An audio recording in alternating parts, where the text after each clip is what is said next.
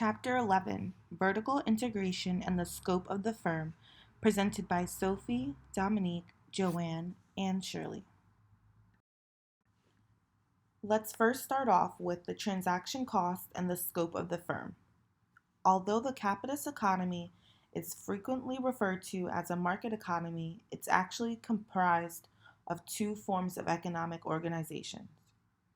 The first organization is market mechanism. This is where individuals and firms are guided by market prices. They make independent decisions to buy and sell goods and services. And the other is the administrative mechanism of firms. This is where decisions concerning production and resource allocations are made by managers and are carried out through hierarchies. Characterized by Adam Smith, the market mechanism was also known as the invisible hand because its coordinating role does not require conscious planning. Whereas characterized by Alfred Chandler, the administrative mechanism of firms is also known as the visible hand because it involves active planning and direction. Firms and markets may be viewed as alternative institutions for organizing productions. Firms are comprised by a number of individuals bound by employment contracts, and production can also be organized through market transactions. These two examples include basement remodeling and computers. With basement remodeling, a contractor is self-employed to undertake the work. However, he in turn subcontracts parts of the work to a plumber, electrician, a joiner, a drywall installer, and lastly, a painter.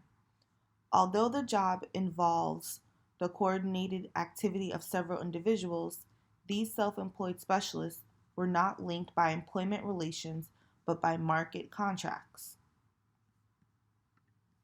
However, the relative roles of firms and markets vary in different areas of business. This example includes computers. In the textbook, the comparison is between the supply of mainframe computers with that of personal computers from IBM. IBM System Z mainframe computers are assembled by IBM using their microprocessors and operating system, as well as the application software.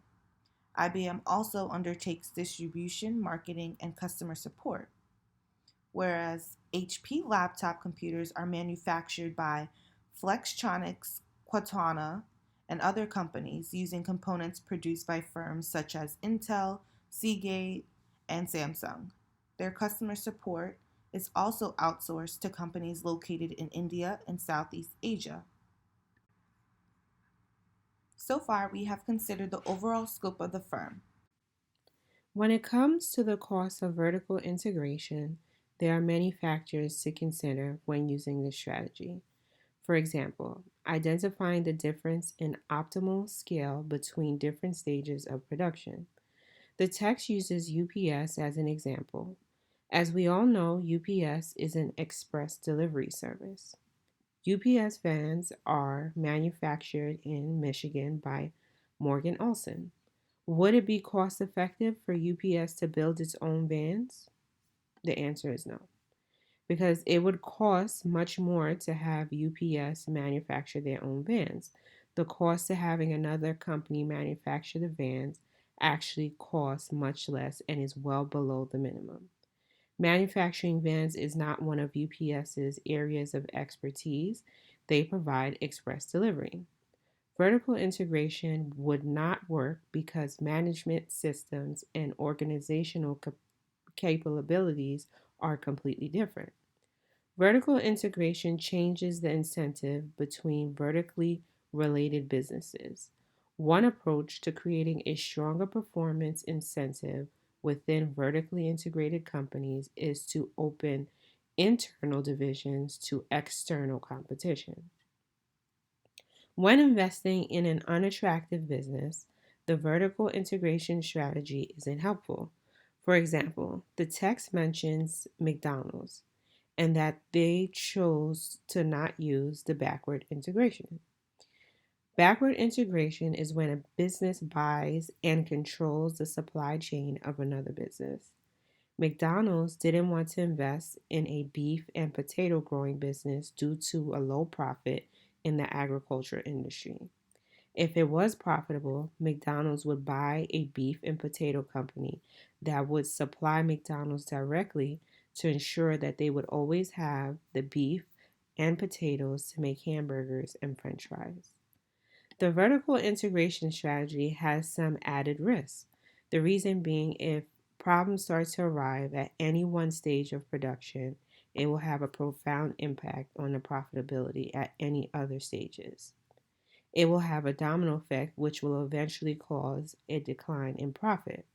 As mentioned in the text, General Motors went through a similar situation back in 1998.